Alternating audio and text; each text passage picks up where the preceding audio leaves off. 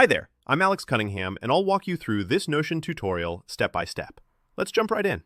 Today, I'll show you how to use sub-items, also known as sub-tasks, in Notion's databases. By the end of this tutorial, you'll know exactly how to break down any big project or task into smaller, manageable pieces inside Notion. This can seriously level up your organization, keeping you motivated and clear on what needs to get done next. All right, let's dive right in. Imagine you have a database in Notion. Maybe it's a simple task list, a project tracker, or something custom you've built. You want to add sub-items, or subtasks, so you can keep track of steps within each main task. This is perfect for work tasks, study goals, or even personal projects where each item has a few key actions that make up the whole. First, let's set it up. You'll want to open your Notion database. It can be a table, board, or any format you prefer. Now, look for the database settings.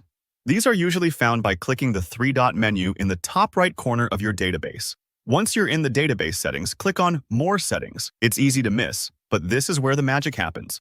In More Settings, look for the option called Sub-items. You'll see a toggle.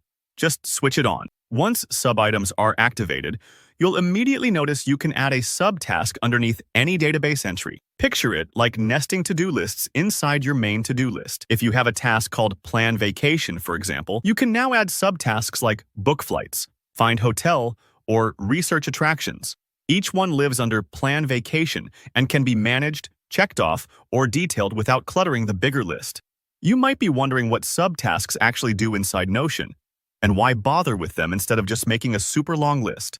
Here's the key advantage. Subtasks let you break complex tasks into bite-sized pieces, so nothing feels overwhelming. Say you're working on a project at work called Launch Website. With sub-items, you can lay out steps like write copy, design homepage, configure domain, each as its own subtask below the main Launch Website entry. This way, everything is organized hierarchically, and you can easily check off smaller accomplishments as you go, which can be really motivating. What's even cooler is that subtasks can have their own details, notes, due dates, assignees, or whatever properties you want to track. It's like giving every step in your workflow its own miniature home, but it stays tidily nested under the parent task. And if you need to go even further, Notion lets you nest sub-items within sub-items, so your planning can be as deep or as simple as you need. Sometimes, the interface might look a bit different depending on the style of your database or your device. If you don't immediately see the sub-items setting, take a moment to double-check your editing at the database level, not just an individual page. Don't worry if you need a minute to find the right menus. Everyone clicks around a bit the first time, and that's really all there is to it. Sub-items are an awesome way to bring order and clarity to your Notion databases. You'll find yourself managing complex projects with way less stress, because you can always focus on just the next small action. Thanks for watching. If you found this tutorial helpful, hit that like button and subscribe for more tips on getting the most out of Notion. If you've got any questions or if you use subtasks in interesting ways, drop a comment below.